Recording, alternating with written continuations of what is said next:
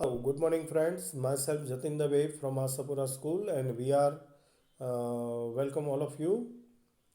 देखिए आज lesson number 3 atom and molecules में हम डिस्कस करने जा रहे हैं what is an atom. Have you ever observe a mansion building walls? क्या आपने मकान की दीवार बनाते हुए मैसन को देखा है? From this walls a room and then a collection of the rooms of form the building. आपने देखा होगा कि एक रूम है वो ऐसी चार दीवारों से बनता है, और ऐसे बहुत सारे रूम जब कलेक्ट होते हैं एक ही ग्रुप में तब इसमें से बिल्डिंग बनती है। What is the building block of the huge building? तो अब आप सोचिए कि ये बिल्डिंग कंस्ट्रक्ट करने के लिए जिस बिल्डिंग ब्लॉक का इस्तेमाल हुआ था, ये what is the building block of the huge building. तो इस बिल्डिंग ब्लॉक के अंदर ये जो ब्लॉक थे ये क्या है? What about the building block of an ant hill? क्या इसी तरह से आप सोच सकते हैं कि एंट हिल मतलब कि जो चींटी होती है ना, चींटी का घर जो होता है इसे एंट हिल कहा जाता है। तो एंट हिल का इसी तरह बिल्डिंग ब्लॉक क्या रहा होगा और कैसा होगा? It is the small grain of the sand. बिल्कुल आपने देखा होगा small grain of the sand. तो एंट हिल का जो बिल्डिंग ब्लॉक है ना वो क्या है? Small grain of the sand, मतलब कि रेत का छोटे से छोटा कण जो है ये उसका बिल्डिंग ब्लॉक होता है। Similarly the building block of all matters are atom. बिल्कुल इसी तरह से ऑल मैटर के लिए हर एक पदार्थ के लिए उसका जो बिल्डिंग ब्लॉक्स होता है उसे एटम कहा जाता है। अच्छा, कितना बड़ा होगा ये? How big are atoms? Atoms are very small. They are smaller than anything that we can image or compare with. अच्छा, कितना छोटा होता है एटम? बहुत छोटा होता है। इतना छोटा होता है कि इसके सामने कोई भी चीज़ जिसे हम इमेज करें, मतलब कि हम इसकी कल्पना करें या फिर कंपेयर करें, उन सारी चीज़ों से ये छोटा है। More than millions of atoms, when stacked, would make a layer barely as thick as this sheet of paper. कितना छोटा है? Millions of atom when stacked, लाखों की संख्या में जब एटम को स्टैक्ड किया जाता है, एंड मेक अ लेयर बैरली, एकदम छोटी सी लेयर में से अरेंज कर दिया जाए, तब थिकनेस उसकी जो बनती है ये है दिस शीट ऑफ पेपर। तब एक शीट ऑफ पेपर मतलब कि एक पेज की थिकनेस जितने लेयर के अंदर लाखों लाखों की संख्या में एटम्स हैं वो अरेंज किए जा सकते हैं। अच्छा, कुछ साइंटिफिकली वे पर अगर जो बात करें तो atomic radius is measure in the nanometre. सबसे पहली बात ये कि एटॉमिक रेडियस है इसे नैनोमीटर में मेजर किया जाता है, and 1/10⁹ is called the 1 nanometre. That means 1 metre is equal to 10⁹ 9 nanometre, 10⁹ 9 nanometre. Relative size की अगर जो हम बात करें कितना छोटा है ये समझने के लिए, तो 10⁻⁻10 रेडियल होती है एटम ऑफ द हाइड्रोजन की। मतलब कि हाइड्रोजन का अणु है ना, उसकी रेडियस होती है 10⁻10 मीटर में। मॉलिक्यूल ऑफ वाटर जो होता है, पानी पानी का जो होता है अणु होता है, मॉलिक्यूल होता है, ये कितना होता है? तो ये होता है 10⁻⁹ मीटर की साइज़ का। मॉलिक्यूल ऑफ द हीमोग्लोबिन जो कि हमारे लहू के अंदर होता है, ब्लड के अंदर होता है, ये होता है 10⁻8 क्रम में। और ग्रेन ऑफ द सैंड रेत कण होता है, ये 10⁻4 क्रम में होता है। चीटी जो होती है एंट, ये 10⁻2 क्रम में होती है। और वाटरमेलन है वो होता है 10⁻1 क्रम के अंदर। तो ये कुछ कंपैरिजन हमने दिखाई, watermelon, ant, grain of sand, molecule of the hemoglobin, molecule of the water and atom of the hydrogen। और इसकी रेडियल हमने रिलेटिव साइज है वो आपको समझाने के लिए, इमेज करने के लिए इन मीटर में दिखाई। We might think that if atom are so insignificant in size, कुछ हम ऐसा सोचकर चले कि मान लो कि एटम है वो इनसिग्निफिकेंट साइज में है, why should we care about them? अगर जो इतना छोटा है तो हमें इतनी केयर लेने की, इतनी संभाल लेने की, इतनी इसके बारे में सोचने की, डिस्कस करने की क्या ज़रूरत है भाई? This is because our entire world is made up of the atoms. तो इसका जवाब ये है कि हमारी ये जो सारी कायनात बनी हुई है ना, सारी दुनिया बनी हुई है, ये पूरी दुनिया made up of the atoms, ये पूरी दुनिया एटम से तो बनी है। We may not be able to see them, भले ना हमें उसे ना देख सकते हो, बट दे आर देयर, पर ये यहाँ पर है। एंड कॉन्स्टेंटली अफेक्टिंग, और ये लगातार हम पर असर कर रहा है। वॉट एवर वी डू, हम कुछ भी करते हैं इस पर इसकी इन्फ्लुएंस है, इसकी असर है। थ्रू द मॉडर्न टेक्नोलॉजी, आधुनिक टेक्नोलॉजी के साथ भी we can now produce magnified image of the structure of element showing atom. अब हमारे पास जो तकनीकी जानकारी है, उस जानकारी का यूज़ करते हुए हम प्रोड्यूस कर सके हैं magnifying image of the structure of element. तो एलिमेंट का जो स्ट्रक्चर है उसे मैग्नीफाई करके हम यहाँ पर एटम्स कैसा होता है ये आपको इस फिगर के माध्यम से दिखाने में कामयाब हुए हैं। देखिए, image of the structure of the silicon. यहाँ आपके स्क्रीन पर सरफेस ऑफ सिलिकॉन दिखाया गया है, और इसमें आप magnify image of the structure of element showing the element देख सकते हैं। ओके, आगे हम बढ़ेंगे। What are the modern day symbol of atom of the different elements. Modern day symbols किस तरह से एटम्स के डिफरेंट एलिमेंट के लिए तय किए गए हैं, इसकी हम बात करेंगे। Dalton was the first scientist to use the symbol for element in a very specific sense.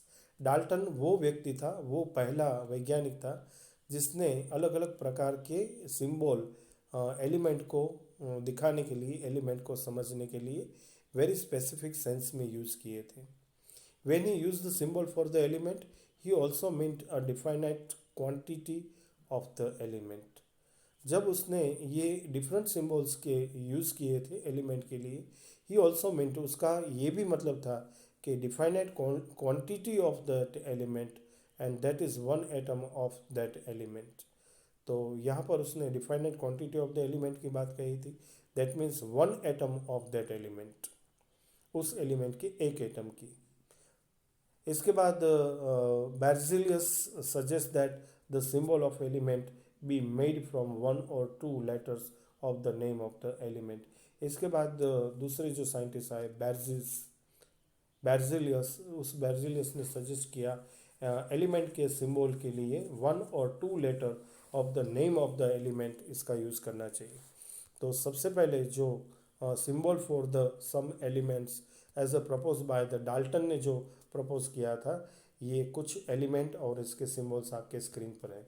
जैसे कि देखिए, हाइड्रोजन के लिए, कार्बन के लिए, ऑक्सीजन के लिए, फॉस्फोरस के लिए, सल्फर के लिए, आयरन के लिए, copper, lead, silver, gold, platinum और मर्क्यूरी। तो इस तरह से ये 12 एलिमेंट्स थे जिसके लिए उन्होंने डिफरेंट टाइप के सिंबल्स हैं ये सजेस्ट किए थे। तो ये हमने देखा। आगे हम कंटिन्यू कर रहे हैं। In the beginning the name of the element were derived from the name of the place where they were found for the first time. शुरू में जो एलिमेंट के नेम बनाए जाते थे या नेम दिए जाते थे, ये नेम वो किस प्लेस से मिले हैं, सबसे पहली बार मिले थे, उसको ध्यान में रखे हुए उसे नाम दिया गया था। For example, the name copper was taken from the Cyprus. जैसे कि कॉपर है, कॉपर को साइप्रस नाम दिया गया था क्योंकि ये साइप्रस नाम के प्लेस से मिला था। Some name were taken from the specific colour. कुछ नाम इस तरह से भी दिए गए उसके स्पेसिफिक कलर को, रंग को ध्यान में रखते हुए। For example, gold was taken from the English word meaning the yellow. जैसे कि गोल्ड सोना है, ये इंग्लिश वर्ड इसका दिया गया है जिसका मीनिंग होता है येलो, क्योंकि ये येलो कलर का होता है। नाउ डे IUPAC मतलब international union of the pure and applied chemistry ने अप्रूव किया है नेम ऑफ द एलिमेंट। एक चौकस पैटर्न हमें दी है जिसके आधार पर हमें कोई भी एलिमेंट है उसका नाम बनाना है। Many of the symbols are the first one और two letters of the element name in English. और इसके आधार पर जो इस एलिमेंट को सिम्बोलाइज किया गया है, इसमें एक या फिर दो लेटर्स का इस्तेमाल होता है name of the element in English के आधार पर। The first letter of the symbol is always written as the capital letter, मतलब कि upper case, and the second letter as the small letter lower case. तो यहाँ पर symbol में अगर जो एक लेटर का यूज़ हुआ है तो ये ऑलवेज कैपिटल लेटर्स यूज़ होता है, और अगर जो दो लेटर का यूज़ होता है तो पहला कैपिटल होता है और दूसरा है वो स्मॉल लेटर लिया जाता है। कुछ एग्जांपल आपके स्क्रीन पर है, जैसे कि हाइड्रोजन, हाइड्रोजन के लिए कैपिटल एच यूज़ होता है। एल्यूमिनियम है, इसके लिए ए एल, जिसमें पहला लेटर है एल्यूमिनियम का ए, ये कैपिटल होता है और दूसरा एल ये स्मॉल लेटर यूज़ किया जाता है। यहाँ पर दोनों कैपिटल लेटर्स यूज़ नहीं होते। ठीक है, इसी तरह से कोबाल्ट के लिए C O, not C and O both the capital, यहाँ पर सी कैपिटल होता है और दूसरा लेटर ओ ये स्मॉल लेटर लिया गया है। So symbol of some element are formed from the first letter of the name and a letter appearing letter in the name. तो सिंबल जो देखे गए हैं सम ऑफ द एलिमेंट्स, कुछ ऐसे एलिमेंट हैं जो कि फॉर्म्ड हुए हैं from the first letter of the name, उसका जो नाम है उसका पहला अक्षर यहाँ पर सिंबल के लिए यूज़ होता है, and letter appearing letter in the name, और यही लेटर उसके नाम के शुरू में देखने को मिलता है। एग्जाम्पल जैसे कि क्लोरीन, क्लोरीन में Cl और जिंक में Zn लिया गया है। एक्चुअली अगर जो इसका जो नाम है इसके हिसाब से अगर जो लेटर को लिया जाए तो क्लोरीन में CH होना चाहिए था और जिंक में Zi होना चाहिए था, लेकिन यहाँ पर जो उसके लिए सिंबल यूज़ किया गया है ये थोड़ा डिफरेंट है। क्लोरीन के लिए Cl यूज़ होता है और जिंक के लिए Zn का यूज़ होता है। Other symbols have been taken from the names of the element in Latin, German और ग्रीक। कुछ ऐसे भी एलिमेंट्स हैं जिसका नामकरण है ये लैटिन, ग्रीक या जर्मन लैंग्वेज के हिसाब से किया गया है। For example the symbol of iron is Fe, जैसे कि आयरन है उसका सिंबल Fe है, and from the Latin name ferrum, इसके हिसाब से उसका सिंबल Fe पसंद किया गया है।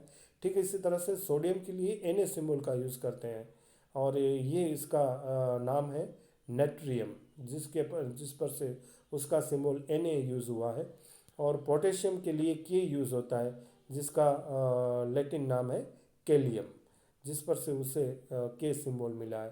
Therefore each element has the name and a unique chemical symbol. इस तरह से हर एक एलिमेंट के लिए एक यूनिक नाम दिया गया है और इसके साथ उसे एक केमिकल यूनिक सिंबल भी दिया गया है।